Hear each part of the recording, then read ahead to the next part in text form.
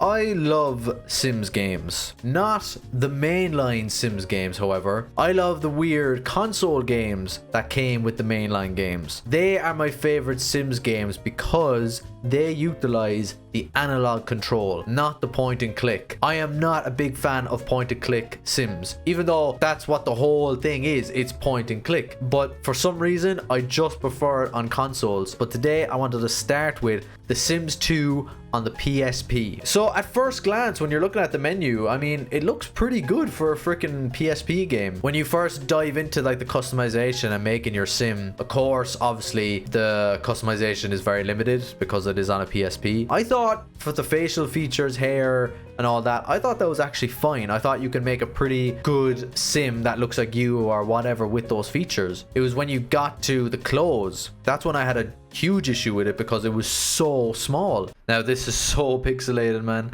I don't think any of these matter. That is not a lot of selection for a Sims game at all. Let's go with the white because it stands out.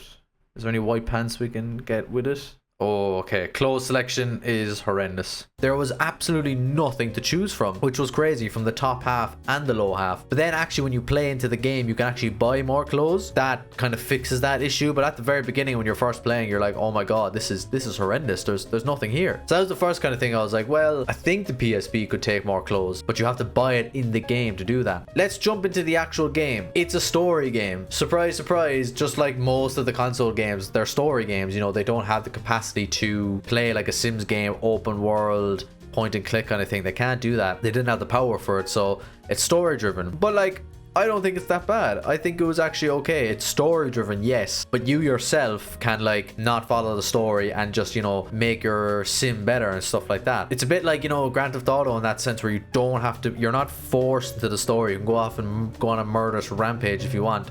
Just like this, just the complete opposite. You can go around, make your home a bit better, you know, find relationships and stuff like that. So it's actually fine, but there is a story that you really, that you do need to follow. Kind of first off, you know, you're thrown into a bit of a tutorial level, which I thought was completely fine. The one thing I was a bit suspicious about at the creator was that there was no like personality creating and stuff like that. But you actually do it in the story. You start talking to this crazy woman in the shop and she starts like telling your fortunes or whatever. That's how you get the personality of the sim. Again, quite limited, of course. You only have like maybe 5 options, but that's like, it's fine, it's whatever. And she tells you what kind of personality you are, and if you don't like it, you can try it again and such. And one thing you'll notice with that is this game is incredibly weird. Man, I'm not just any mechanic, I'm the best mechanic and artist. Keep listening. You don't go up to Michelangelo and say, hey, I want the Mona Lisa, here's some money. Michelangelo didn't paint the Mona Lisa. You found a secret. He didn't paint it because they didn't give him no respect.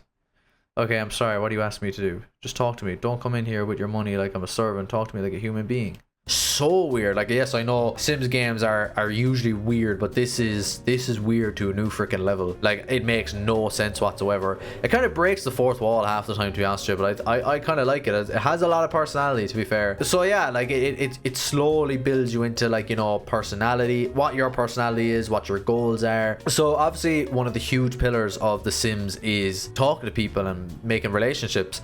In this game, it is extremely easy to have a relationship with someone. In The Sims, you usually have to work for your relationships, but in this game, you literally just have to, like, it's a button pressing game. That's all you have to do. Once that's done, then you basically, you know, you fall in love with someone and that's it. For all you people who play The Sims 2, Sims 3, you'll all know that it takes forever to build a relationship with someone. Like, I remember on The Sims 3 on the Wii, man, that was a grind. That was an actual grind. If you wanted a wife or a husband or whatever, you had to sit there and constantly mash the same buttons for, I'd say, at least 20 minutes, at least that. No, she's leaving, get up. All right, here we go. I'm going to propose marriage now at the 12-minute mark.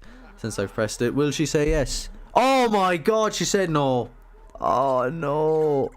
Oh my god, that is bad form. It's just not looking good to have a family. He's been rejected so many times now. It's basically instant, so it's a bit, it takes that away, of course. Why am I looking so deeply into a fucking PSP port? You know what I mean? Usually when you click a person, you get all these options of like, flirt, chat, chat about this, chat about that. This is just social game, talk, intimidate, flirt. That's basically it. And if there's an opportunity to do something, there'll be like a special opportunity button. That's about it. It's interesting though. Bella Goth's one of the first people you talk to in this game, which is very interesting because what I remember from the Sims 2 mainline game, she disappeared all of a sudden. And this game alludes to it because she randomly goes, I sold my house and I'm running away forever. And it's like, oh, so this is the last time we see Bella Goth. A very nice Easter egg there, I feel. Yeah, and as I said, it's story driven. So you're in this tutorial world, but then you move on to the next world and the next world and the next world. And when I say world, I mean like really small spaces. You know what I mean? Next place was like the neighborhood, and that's as far as I got. I know there's other worlds that you can jump into. So when you're into the neighborhood thing, the first thing you realize is there's just so much to do in the storyline. To build the storyline, you have to talk to everyone. You have to like get their secrets. You have to know who they are. If you go into the menu and see how much stuff you need to do,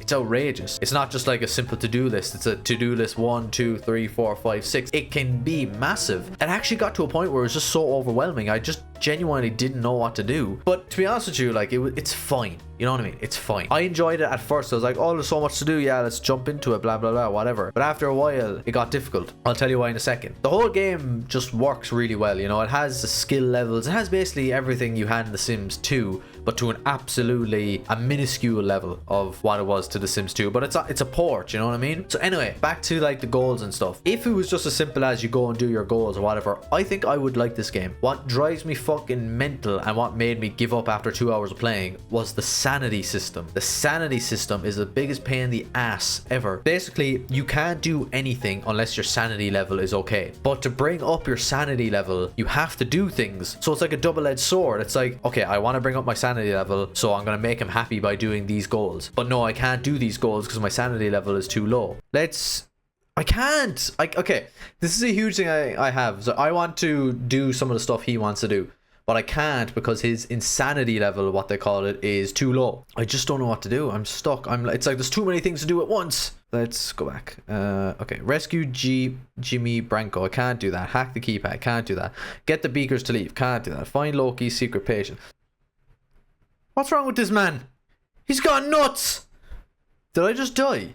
You had to be institutionalized. You couldn't even afford to pay for therapy. Now you're in debt. You will lose sanity and get stress headaches until you earn some money. Jeez, I'm in debt, man. How do I feel better? I don't get that. I feel worse now than I ever have. It's a stupid mix match, and this is what drove me away from this game. Was it's just so difficult. It's such a hard freaking game. I just didn't know what to do half the time because I'm like, okay, well, I can't talk to this person. I can't do that. I can't do that because my sanity level is too low. How am I supposed to get my sanity level back up without doing the goals? You know what I mean? So it's ridiculous, man. You know, that was kind of like the downfall for me, was that I was like, this game is so difficult. It caught me out so many times, and especially when you need to talk to people, you can't talk to people unless your sanity level is high enough. So I couldn't do shit. You literally can't do anything. All you can do is work, but then that makes you more insane. I'm just like, well, this is so hard. So last thing I want to look at was controls. Look, for a PSP, I think this game controls amazingly well on a PSP. Amazingly well. First of all, it's an analog game, not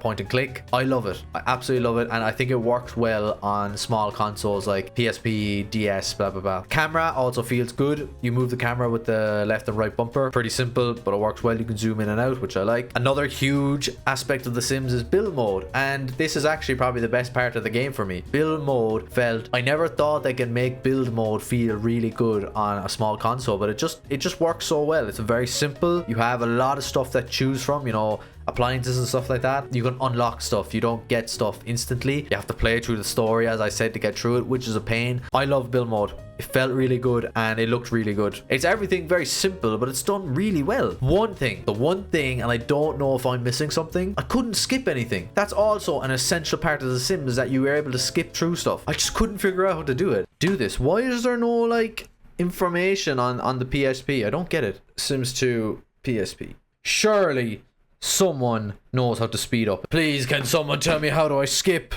Don't worry, man, you're gonna go insane again, and there's nothing I can fucking do about it. I'm going to say it, there's probably a way of doing it, but I just didn't care enough to look, because the biggest thing for me was I kept needing to shower. Okay, so this is the systems falling down on top of each other. I need to complete my goals. I can't do that because my sanity level is too low. Big issue. Okay, he needs to shower. Cool. He's stinky. Let's clean him up, get his insanity level up, so I can take on the goals, okay? Go into the shower. He doesn't fully clean himself. I sat there for around 2 to 3 minutes at one stage. I'm like, is he ever going to be fully clean? And he doesn't. I'm like, is there a way to skip this? And I was just pressing all the buttons, being like, what the frick is going on, man? How do I do this? Nah, I have to be able to fucking skip this. Has to be a way. There has to be a way of skipping this. I can't keep watching him showering. Oh, I cancel it. Bollocks. And he's not even clean. How long does it take to clean? So the shower didn't work, which meant he stays stinky, which means he stays insane, which means I can't do my goals, I can't complete the campaign. It was just a nightmare at some stages, man. I just don't know what else to tell you. I think, right, I'll say this to everyone, I think everyone should experience Sims games on consoles, because I think they're really interesting, because the developers have to get creative. They have to take what is a very powerful game on a PC and put it onto something like a PSP. Now, obviously the PSP can't do a point and click and stuff like that, so it's like, well, how do we get around this? Oh, we use the analog, and how do we do this? How do we do this? It's a very creative process, and I think it brings out the best in these games, because out of all the weird ports, I think the weirdest ports but the most fun are the Sims games. Yeah, look, would I play this game? Like, I think if you have a PS Vita lying around, a PSP, I think give it a go. If you like the Sims on the PlayStation 5 or a PC or whatever, or I'd give it a go. Fuck it. I know The Sims 2 is like one of the best Sims games ever made, so it's like, why wouldn't you give it a go? I think that's why it's one of the best Sims games ever made, because it had so many weird ports that came alongside it, because it was just such a massive leap in that genre of game that it like, okay, oh my god, we're making so much money here, let's push it to all these other consoles so that everyone can get some sort of feel for The Sims 2. And that's why it was so special. I recommend you play this game. Quite fun, bit of a pain in the ass, you'll probably give up after about an hour, but at least you give it a go. Some people will absolutely love it. Of course, there's a lot of nostalgia there, but that's about it, ladies and gentlemen. That's the weird Sims 2 PSP port. I will 100% be doing a lot more of these. Keep playing games, ladies and gentlemen. Stay safe. Slán leat.